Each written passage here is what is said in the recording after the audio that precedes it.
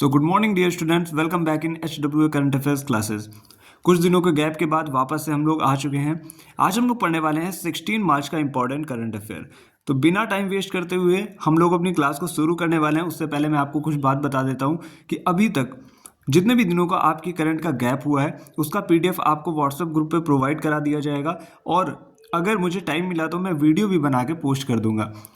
तो चलिए आज हम लोग पढ़ने वाले हैं 16 मार्च का करंट अफेयर। जो भी बच्चे पहली बार जुड़ रहे हैं वीडियो को लास्ट तक ज़रूर देखिएगा, क्योंकि 10 मिनट में आपको कोई भी करंट अफेयर की क्लास यूट्यूब पे नहीं मिलने वाली है।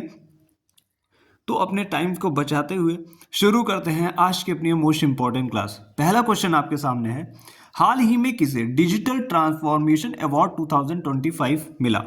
तो ये दिया गया है RBI को, यानी कि रिजर्व बैंक ऑफ इंडिया को। अब हम बात कर लेते हैं, RBI को प्रवाह व सारथी नामक पहल हेतु यह सम्मान मिला। RBI ने दो पहल शुरू की थी, प्रवाह और सारथी नाम से। जो सारथी पहल है उसकी शुरुआत हुई थी जनवरी 2023 में।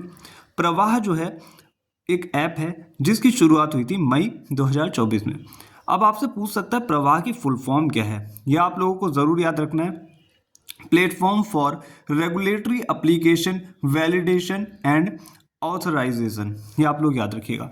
बात हुई है RBI की, तो RBI के विषय में भी जानना बहुत ज़रूरी हो जाता है। तो हम लोग बात कर लेते हैं RBI की।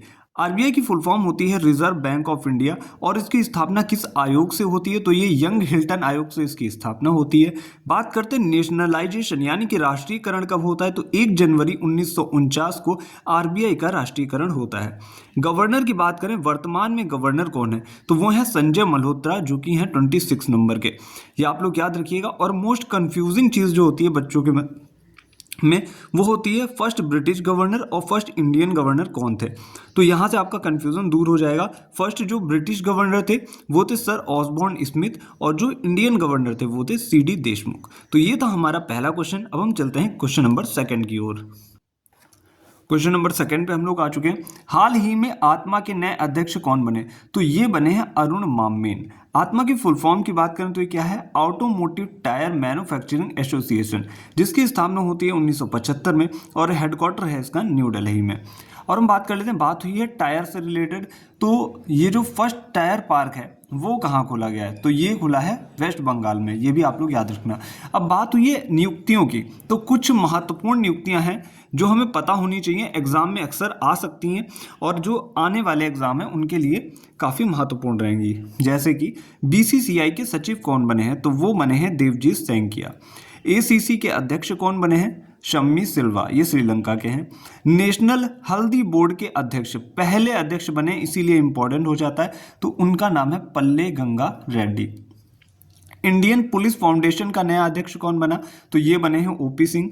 इसरो के 11वें अध्यक्ष कौन बने? तो ये बने हैं V नारायणन। एसोचैम के प्रेसिडेंट कौन बने? संजय नायर। और हम बात कर लेते हैं कि एसोचैम के महासचिव कौन बने? तो वो बने हैं मनीष सिंघल। ये था आपका दूसरा क्वेश्चन। अब हम बात करने वाले हैं थर्ड नंबर के क्वेश्चन की। तो बात हो रही है क्वेश्चन नंबर थर्ड की। क्वेश्चन नंबर थर्ड क्या है? हाल ही में कांगेर घाटी राष्ट्रीय उद्यान को यूनेस्को की अस्थायी सूची में शामिल किया गया, ये किस राज्य में है? तो ये है छत्तीसगढ़ राज्य में। आपको पता होगा कि अभी हाल ही में 6 नई संपत्तियां जोड़ी गई जो कि अस्थायी रूप से जोड़ी गई हैं। मतलब ऐसा है कि अगर कोई भी सूची हटती है, मतलब अगर एक भी चीज़ हटाई जाती है इससे, यूनेस्को वर्ल्ड हेरिटेज साइट से, तो उसकी जगह ये जो अस्थायी सूची में चीज़ें हैं ये ले लेंगी। जैसे कि हम लोग बात कर लेते हैं, इस सूची में 6 नई संपत्तियां जोड़ी गई। कौन कौन सी? कांगेर घाटी जो कि छत्तीसगढ़ में पड़ती है, मुदुमल मेगालिथिक मेनिहर ये तेलंगाना में है, अशोकन शिलालेख स्थल ये कई राज्यों में है, 64 योगिनी मंदिर ये मध्य प्रदेश और उड़ीसा में है, गुप्त मंदिर ये भी कई स्टेट्स में है। बात करते हैं बुंदेलो के महल किले, ये MP और UP में। अब हम बात कर लेते हैं इंडियन वर्ल्ड हेरिटेज साइट्स की। तो इंडिया में टोटल कितनी वर्ल्ड हेरिटेज साइट है? 43 हैं। अब इनका विभाजन कैसे करते हैं? 35, 7 और 1, जिसमें 35 जो है वो है कल्चरल, 7 जो है नेचुरल यानी कि प्राकृतिक हैं, और 1 जो है वो है मिक्स्ड। अब हम बात करने वाले हैं अगले क्वेश्चन की, यानी कि क्वेश्चन नंबर 4 की। तो क्वेश्चन नंबर 4 आप सभी के सामने है। हाल ही में विश्व उपभोक्ता अधिकार दिवस कब मनाया गया? तो ये मनाया गया है 15 मार्च को।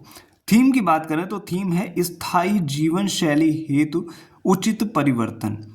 ये आप लोग थीम जरूर याद रखिएगा। अब हम बात करते हैं, अभी तक हमने मार्च के महीने में कितने महत्वपूर्ण दिवस मनाए उनको भी हम लोग डिस्कस कर लेते हैं। जैसे कि 1 मार्च को 3 महत्वपूर्ण दिवस मनाए जाते हैं। विश्व नागरिक सुरक्षा दिवस, शून्य भेदभाव दिवस और विश्व समुद्री घास दिवस।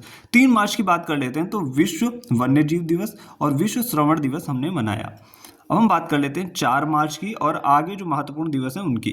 4 मार्च को मनाया गया राष्ट्रीय सुरक्षा दिवस, 7 मार्च को मनाया गया जन औषधि दिवस, 8 मार्च को मनाया गया अंतर्राष्ट्रीय महिला दिवस और 12 मार्च को मनाया गया धूम्रपान निषेध दिवस। चलते हैं अगले पेज पे। तो हम लोग आ चुके हैं नेक्स्ट पेज पे। क्वेश्चन नंबर 5 को डिस्कस कर लेते हैं। 15वां हॉकी इंडिया सीनियर राष्ट्रीय महिला चैंपियनशिप 2025 का खिताब किसने जीता? तो ये जीत लिया झारखंड ने। अब हम इसके बारे में थोड़ी डिटेल पता कर लेते हैं। जैसे कि hockey India senior women's national championship जो मैंने आपको अभी बताई, जिसको जीता है झारखंड। और इस बार एडिशन कौन सा था? संस्करण था 15वां। 1 से 12 मार्च 2025 तक इसका आयोजन होता है। कहाँ होता है? तो पंचकुला हरियाणा में होता है। विनर की बात करें यानी जीता कौन है? झारखंड। और हारा कौन है? हारा है हरियाणा। और आप लोग किसी भी प्रतियोगिता को पढ़ के जाओ तो उसके विषय में एक पॉइंट ज़रूर पढ़ के जाना कि ये कब शुरू हुई थी, इसका पहला संस्करण कब हुआ था। तो पहली बार जो hockey India senior women's national championship हुई थी वो 2011 में हुई थी। और अभी की बात करें जस्ट इससे पिछली वाली यानी कि 14वीं हुई थी 2024 में पुणे महाराष्ट्र में, और इसको जीता था हरियाणा ने। तो ये भी आप लोग याद रखिएगा। आई होप आपके यहाँ से बहुत सारे पॉइंट क्लियर हो गए होंगे। अब हम चलते हैं अगले क्वेश्चन पे, क्वेश्चन नंबर 6 की ओर। तो क्वेश्चन नंबर 6 की हम लोग बात कर लेते हैं। हाल ही में सैयद आबिद अली का निधन हुआ, वे किस किस खेल से संबंधित है? तो ये क्रिकेट से संबंधित है और इनकी अभी जो 83 वर्ष उम्र कंप्लीट हुई थी और इनका निधन हो गया।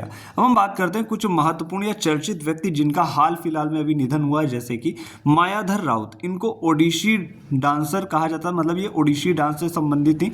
गोदावरी सिंह कास्ट कला से संबंधित थी। Doctor KM. चेरियन ये हार्ट स्पेशलिस्ट थे, अभी इनका निधन हो गया। आर चिदम्बरम ये वैज्ञानिक सलाहकार थे, इनका भी अभी हाल ही में निधन हो गया। तो ये थी महत्वपूर्ण व्यक्ति जिनका अभी हाल ही में निधन हुआ है।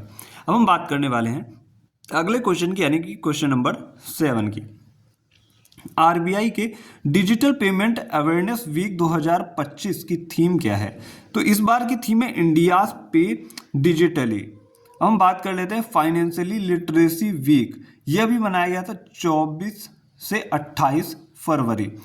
तो ये आरबीआई जो भी ये वीक मना रहा है इसकी अलग अलग थीम्स है। तो इस बार की अभी थीम थी इंडिया पेज डिजिटली, ये आप लोग याद रखिएगा। अब हम बात कर लेते हैं क्वेश्चन नंबर 8 की। मोस्ट इंपॉर्टेंट क्वेश्चन है, हाल ही में किस राज्य ने स्टूडेंट पुलिस कैडेट स्कीम शुरू की है? तो ये राजस्थान सरकार ने शुरू की है।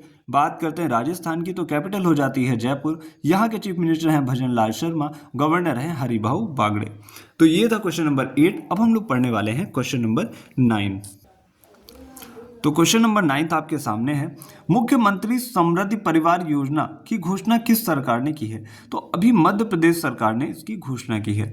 तो बात हुई है मध्य प्रदेश की, तो मध्य प्रदेश की कैपिटल की बात कर लेते हैं तो वो है भोपाल। और यहाँ के जो चीफ मिनिस्टर हैं वो हैं मोहन यादव।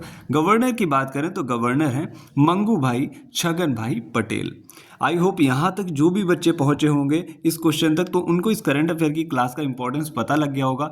इससे क्या होता है कि मैं आपको जब कम टाइम में करा रहा हूँ तो डेली मैं आपको ऐसे क्वेश्चंस 10 क्वेश्चंस भी कराऊंगा तो आपके सारे क्वेश्चन कवर हो जाएंगे।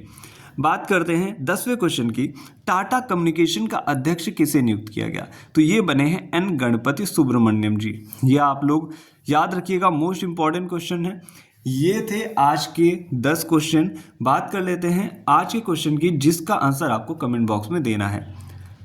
वन्य जीव संरक्षण दिवस कब मनाया गया और इसकी थीम क्या थी? अगर आप थीम भी लिख सकते हो तो ज़रूर लिखना।